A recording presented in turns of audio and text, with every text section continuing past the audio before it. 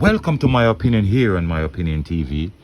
Don't forget to like, share, subscribe, click the notification bell so as soon as a video is released, you'll be one of the first to be notified.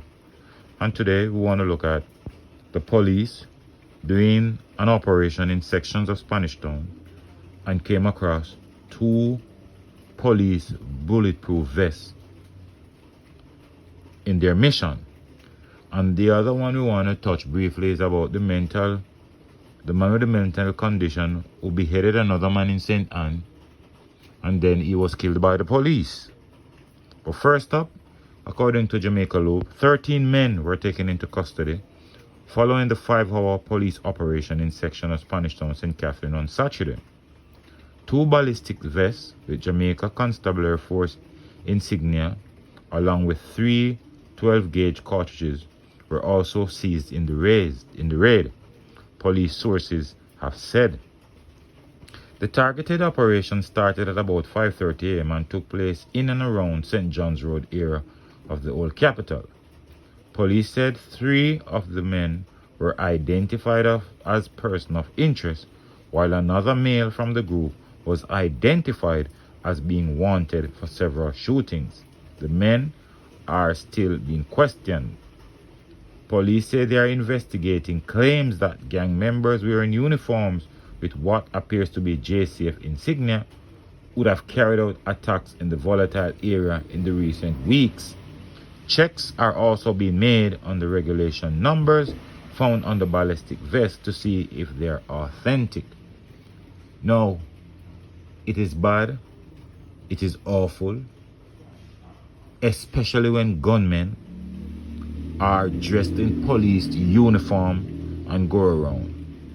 Because once they are dressed in police attire and they knock on anybody's door and say police, and you look outside and you see them in this, most times than not, persons are going to open the door. And the minute you open the door, you're at the mercies of these gunmen.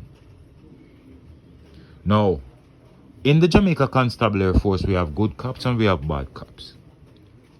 Now, the police are trying to verify if these bulletproof vests are authentic. But we know there are corrupt people everywhere.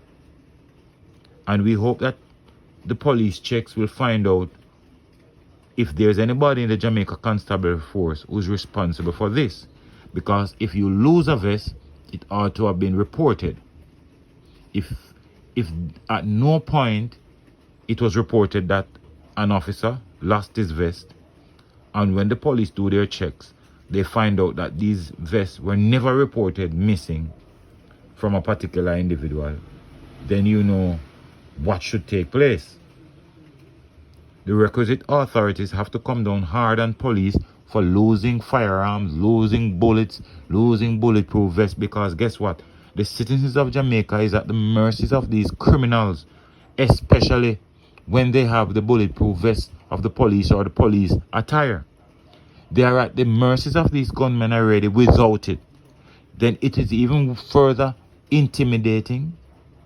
It brings chills down your spine to even know that they have police attire to come to your community, to go wherever and create mayhem in this country.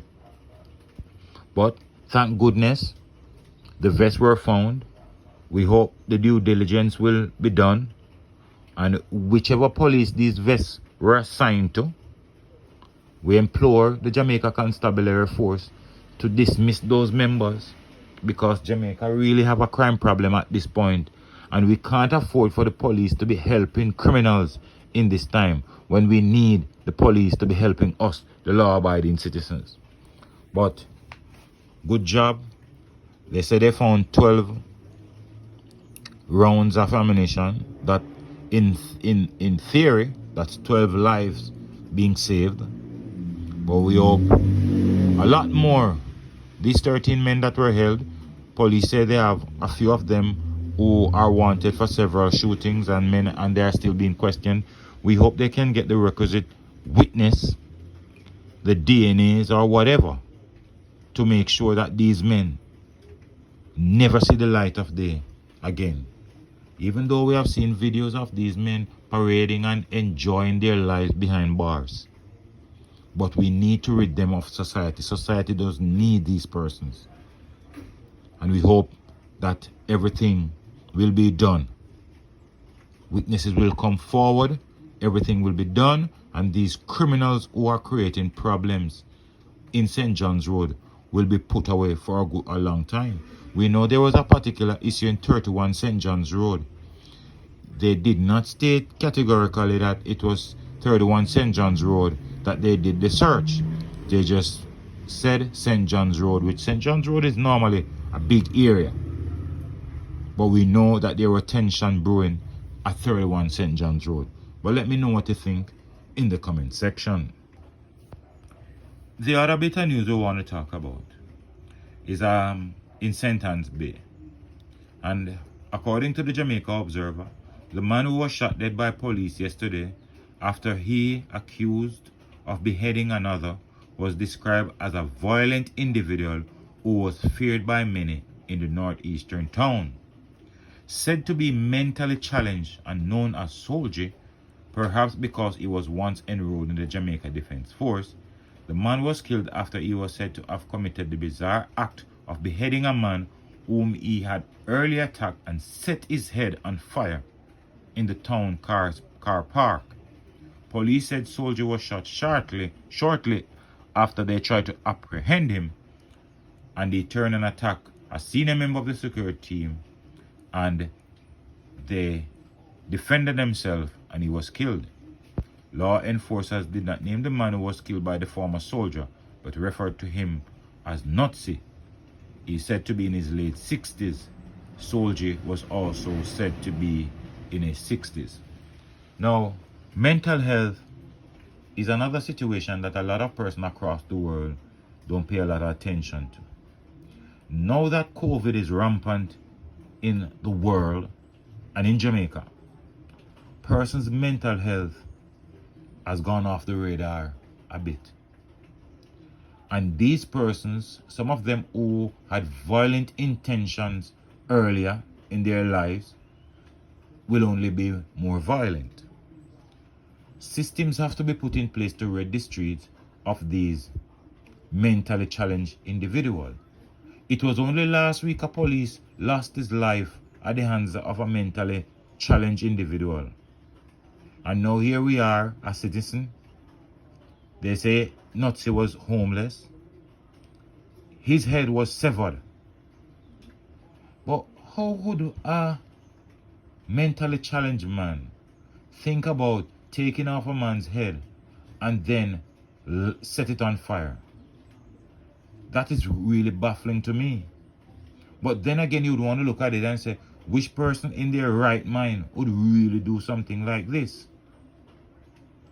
Well, it's just sad that in the end, 2 persons lost their lives because of various circumstances. But the government of Jamaica, the government of the day, have to look into situations where persons who are mentally challenged are taken off the street. I think earlier, sometime last year, I heard that the Bellevue Hospital was letting out some of these individuals. But if you are letting out these individuals, you have to have somewhere to keep them, because innocent lives will be lost because some of these mentally challenged persons are violent persons. And there you have it, Soldier losing his life down there in St. Anne at the end of a mentally challenged person who then eventually lost his life at the hands of the system, which is the Jamaica Constabulary Force.